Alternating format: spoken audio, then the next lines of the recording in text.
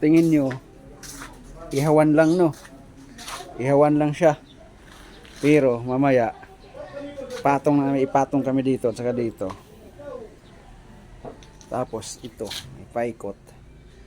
DIY ba? Litsunan yan na umiikot siyang mag-isa. Mamaya, makikita nyo yan.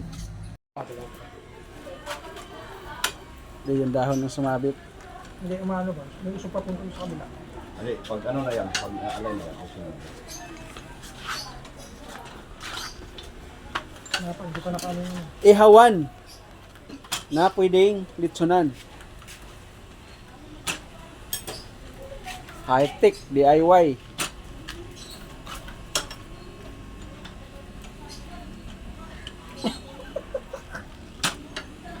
Ali, tama lang yan, Rod. Ano yun? Pwede na yan. Ayan o, battery lang ginagamit para magkaroon tayo ng walang kahirap-hirap na mag-ikot-ikot sa litson. Galing, oh. Trabaho. Wala pa eh. Pantay ang luto niyan. Kasi pantay ikot eh.